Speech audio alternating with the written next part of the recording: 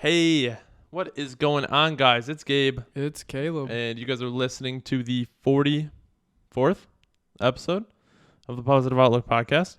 And Caleb, what are we talking about today, my friend? Today we are just talking about how to break the cycle of self-resilience. Yeah, and as far as that goes, I guess we'll start off. What's your kind of interpretation of self-resilience? So I just want to start off kind of a disclaimer, I suppose. Self-resilience is not a bad thing. Mm-hmm. That's not what this episode is saying. It's Right. not saying don't be self-resilient. Mm-hmm. But in that term, what is self-resilience? I think self-resilience is sort of more self-independent. You rely on yourself. You can resist kind of group mentality, I suppose. Mm-hmm. What about you? What are you thinking? Yeah, I think something along those lines very well defines what self-resilience is, kind of just being able to be independent. Mm-hmm. Obviously with all of those points that you just brought up, but being able to be independent. So today's episode is going to be not about how being independent is bad, but learning to be independent while still interacting with others. Yeah, so like a healthy way of being independent. Yeah, Mhm. and not so much quote unquote independent where you always have your walls up and you don't let anybody in, but an independent where you can be happy alone and you can be happy spending time with yourself, but that's not all you're doing. 100%. Yeah, so do you want to start us off? Yeah, so we talk a lot about being happy alone. Mm-hmm. And if you guys weren't sure, the reason for it is because we both kind of had our pitfalls and we isolated completely. Yep. And when I was in that isolation mode, I realized a big part of that isolation was because I put happiness on how many people I could hang out with or whatever. Right. And I wanted to kind of break that cycle. And so I decided to kind of build up these walls. It was nothing personal towards people. I just kind of wanted to say, like, I don't want to hang out with you. I'm kind of working on myself. Right. And that was kind of the construction and reconstruction. And so now you're built up. You have your walls. And you got to get used to letting people come inside. You know, Yeah. if you have a fortress and you're all alone, it can be hard letting that drawbridge down and having people come in your fort. Right. And so I just thought we could kind of give advice on personal experience and some of the research that we've done over the years. Yeah. So what do you think is the main contributor to not wanting to let people in? Do you think it's trust issues? I think it's definitely, that's a big piece of it. Yeah. Having those pitfall moments were probably from a specific person that we trusted. Yep. For Right. me and for you. Yeah. Well, it's almost like allowing yourself to be put into a position where you're vulnerable and Mhm. can be hurt by that. And I think that's the scariest thing for people who have been through it is they're scared to let their walls down and allow that to happen again. Definitely. And so I understand it. I do Right. understand it. But today we're going to be talking about how to, I guess, ease up on it Yeah. and understand that it's part of life. But if you refuse to let anyone in your entire life, you're never going to live your life. Right. And it's also, it does become habit to just be by yourself. Yeah. So it's, we're just going to be talking about how, I guess, to ease back into and maybe help find a balance between loner and Mr. Social. Yeah, definitely. So I guess before we get all the way into it, make sure to like and subscribe if you're watching on YouTube. If you're not, if you're listening on Spotify, Apple Music, Apple Podcasts, make sure to come out and check out our YouTube because we have a lot of exclusive content over here. So And swing by and say hi. Feel free to follow on the Spotify and Apple Podcast. I don't know if they don't know because we've had a lot of listens and plays, but not a lot of followers. Yeah. You can actually follow on those platforms as well. That way you get up-to-date updates on when we drop episodes and so on and so forth. So thank you guys. Let's jump into it. Yeah, let's do it. So what do you want to start off with? Let's talk about what happens when you are completely independent and boom, you meet your first, not necessarily friend, but prospect to be a friend. Yeah. So it's kind of a similar experience to what we went through, right? Where I really had my walls up when I first met you, and I didn't even have even the subconscious or conscious thought of like this guy could be a potential friend. Right. It was more so of like, all right, well, what does he need from me kind of thing. Yep. And so we talked for probably like 4 or 5 days on Snapchat. Well, like we met at the gym. You talked to me probably 4 or 5 days on Snapchat before like I was actually thinking like, oh, maybe he wants to like become closer, get together Right. at the gym and do a at, workout. at this point, it was just asking for advice on bulking. That's all it was. Yeah, right. And so what started off as this very like reluctant to get into another, not so much friendship, but in the position I was in life at the time, I was so independent. I pushed everybody away prior to that. Yep. And then like even family, friends, close, loved ones, everything like that was kind of just me in that alone. And I put myself there. And it's like most people do. Most Right. people put themselves there, and that's one thing you have to understand is because you put yourself in there, it's also your responsibility to get yourself out. But when I encountered a new friend, it was this like weird foreign, I don't know, like situation for me. Yeah. I was like, well, if I do make this a friend, it's going to be a superficial level. I don't care what comes out. You know what I mean? Right. It was kind of just like this thing that ended up turning into this awesome journey that we're both on right now. But that required me to put my walls down and for me to let someone new in. So it was definitely grateful I did it. But at the end of the day, it's like the process going through it was very difficult. Yep. Just trying to allow someone new into your life. And one of the things too is being cynical it's a great attribute to have. It does reduce your chances of being betrayed. Mm-hmm. But at the same time, there is a level that you do have to kind of like take it easy on somebody. Yeah. Because it's like, again, it depends on like the situation. Mm-hmm. But for certain people, there can be certain things that someone says that reminds them and of like, whatever put them in their place Right. to begin with. And so you got to kind of take it easy and realize you don't really know this person. Just kind of figure out who they are. Kind of see if there's someone you want to be around. For us, it was pretty easy because we had something in common, lifting. Yeah. That's pretty easy thing when you meet doing what you enjoy. But yeah, it's definitely just relax. Take a deep breath. Take it easy on yourself and take it easy on them. I would say, I'm not really going to put this into steps, but I would say that's probably what would be a first step. Yeah.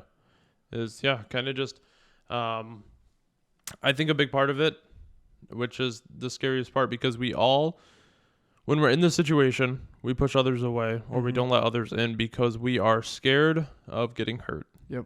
And that is the scariest thing for us. But one thing we have to understand, just being human beings and having emotions, it's going to happen. Right. Simple as that. You're going to go through pain in your life. You're going to go through people backstabbing you. You're going to go through a lot of things in life that you don't want to encounter, but it doesn't make life worth living if you're not open to the benefit opposed to the opposite. And I don't think enough people talk about having something happen and how they came back from it. Right. Like, take it, for example, most people's parents, they don't necessarily talk about the down parts of their relationships.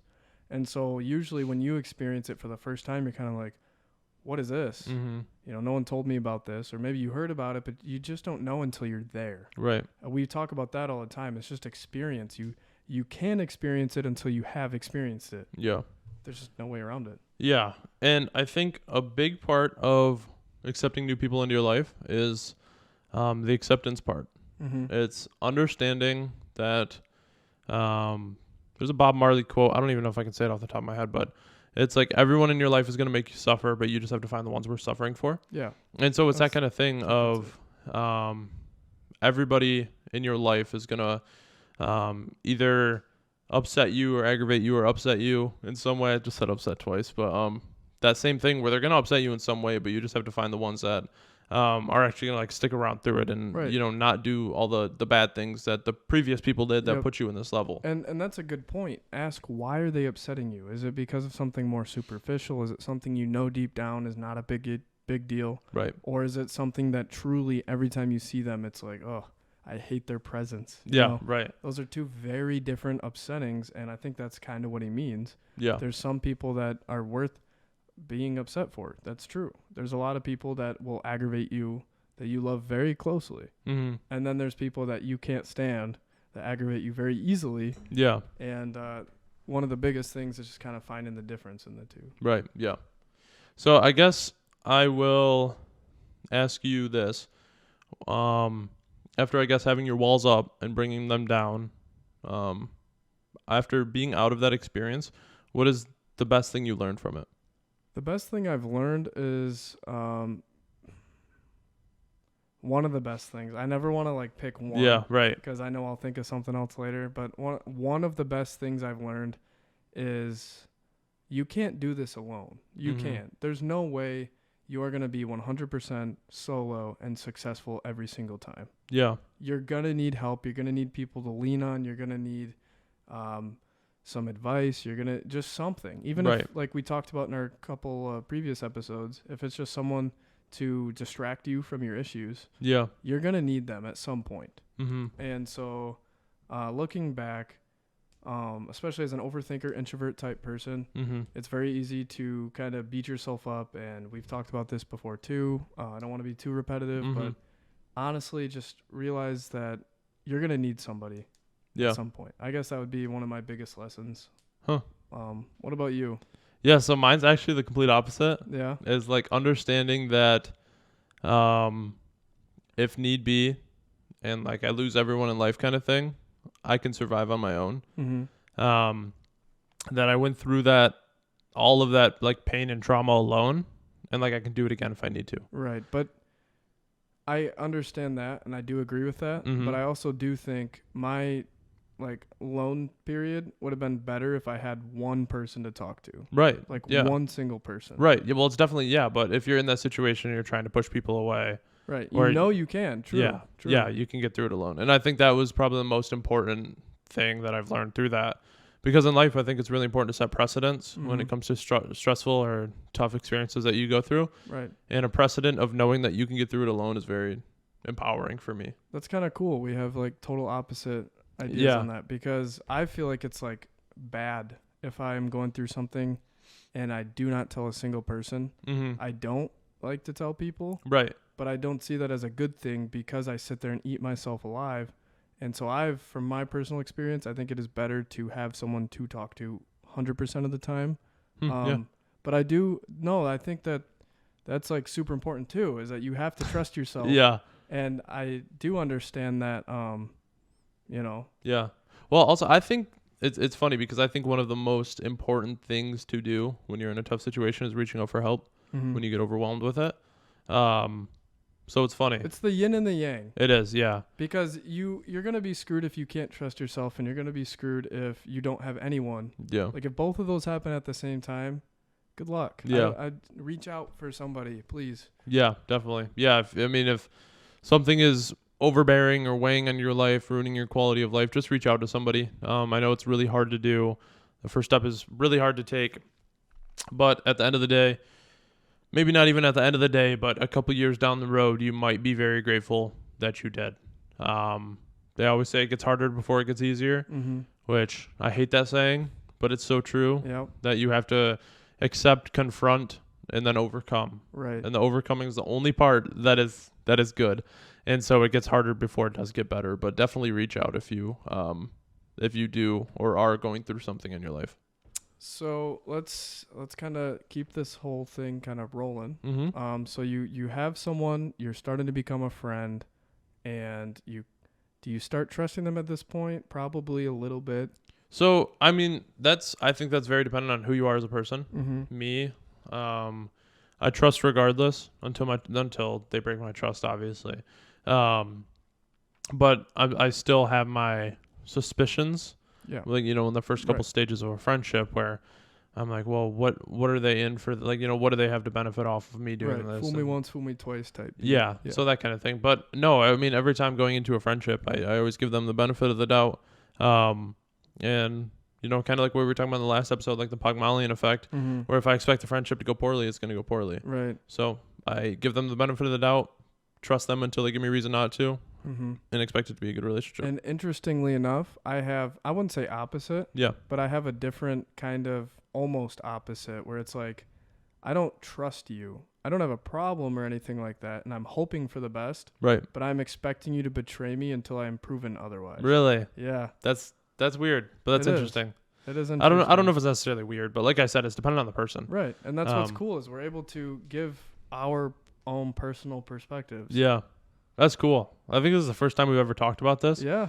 And it's like, it's good that we're live, or not live, but we're on the podcast because. Right. We're learning with you guys about each other. Right. And typically before episodes, we'll discuss like talking points that we want to talk about and like how we'll lead into it. But today we didn't. It's so just kind of like mind blowing after mind blowing. Yeah. It's very interesting because like kind of with everything, we're disagreeing with each other. Well, not disagreeing, but have a different perspective. Right. And the thing is I completely understand what you're saying, and it's making me go, okay, yeah. And then hopefully I'm doing the same for you. I don't know. Yeah. But no, definitely. Yeah. Like you said, it's the yin and the yang. Mm-hmm. So it's kind of like the good and the bad and finding the middle. The middle ground. Yeah. That's really cool. So do you have any advice for someone who's trying to find more balance? Because I feel like sometimes I am really far on your side, and I feel like I kind of want to reel myself back in, and sometimes I'm definitely too far on my side. Right. And try and reel myself back in. Finding the balance, I think, is something we're going to try to do our entire lives. 100%. There's no one, do this and you're good. I think the only balance is the balance that we keep chasing, if that makes sense. Yeah. There's not an actual true balance out there, but if we keep telling ourselves to find the balance, we're always going to be chasing it. Yeah. No, it's kind of like, imagine you're a guy with two ropes. Yeah. You know, to tell you how to find the balance, it's just pull as hard as you can on both sides. Like, don't give up. Yeah. Right. You know, because as soon as you let go and give up on one, there goes your balance. But there's no way to tell you, well, if you pull for this long or at this hard. Right. So. Yeah. So I think such a difficult thing, I guess that applies to this, but I've been trying to do in my life is be carefree. Yeah. I've been trying so hard to focus on what I want in life, understand like the direction I'm heading, do things that work me towards my goals, but stop caring about the little bullshit that doesn't matter. You know what I mean? And it's like, it has been such a difficult mindset I've been trying to implement, but there's days where I notice it and I'm like, today's a good day, because I usually put so much stress on myself to like, you know, what am I doing today to be better tomorrow, which is a good mindset to have. But when it's weighing you down every single day and it's like, well, am I doing enough? Am I doing enough? Am I doing enough? And that's the only thought in my mind for 24 hours every single day. It's nice to kind of just take a step back, understand I'm going in the right direction. I am doing enough, and like kind of soak in the moment. Yeah, live for now. And I've been doing that for like the last couple of weeks and it's felt amazing. I can tell you that. I do this thing where I'll be with a group of people and I don't know if it's pettiness or what, but like I won't talk to them unless they talk to me. And then I realize I'm doing that and I get annoyed and I'm just like, how about you just stop caring? Yeah, right. And so carefree philosophy, Hakuna Matata. Yeah. Everyone needs that as much as possible. No worries, be happy. Yeah. Yeah. And the problem is it's kind of frowned upon. If you try to maintain that in any way, you're a hippie.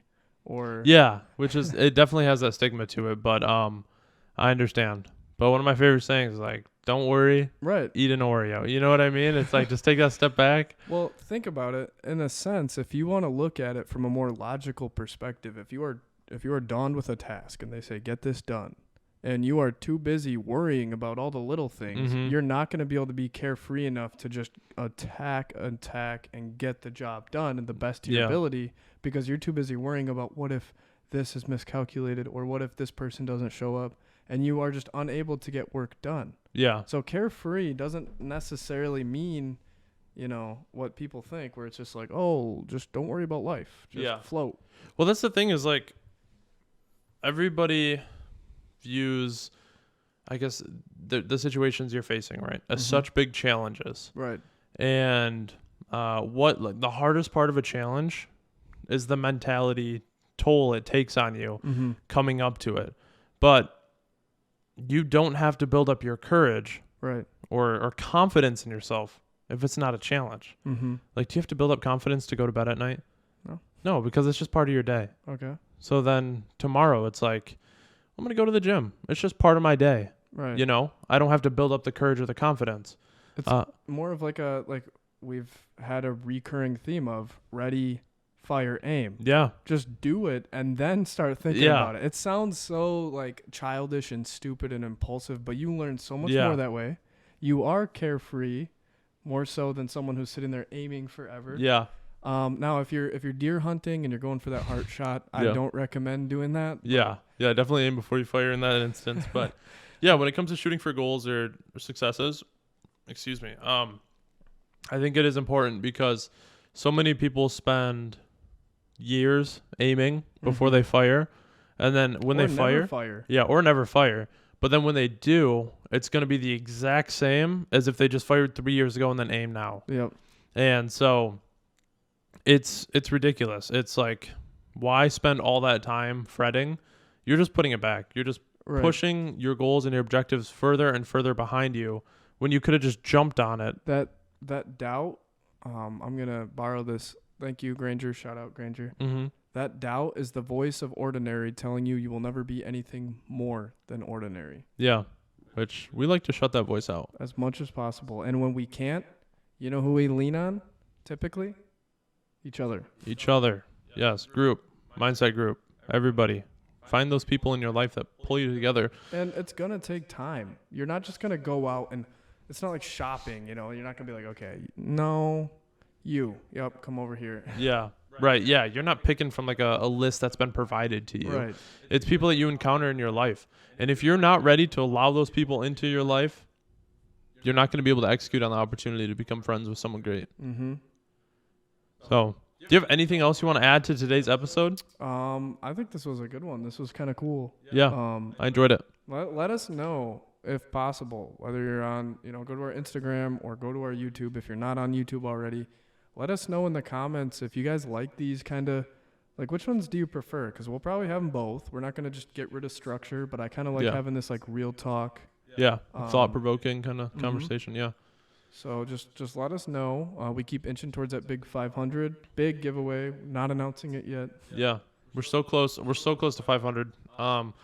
Get everybody you know to come like, comment, subscribe. If we hit 500 subscribers by the end of February, we'll be crazy excited. And you will not be disappointed, I promise. Yeah, the giveaway is going to be incredible. So make sure that you guys are sticking around and watching our content for that, because we're going to announce it and you guys do not want to miss it. So just remember, friends are great if you give them time, and it's like having a plant. It's not going to grow anywhere if you don't put the effort in. Yeah, but don't try to water a dead flower.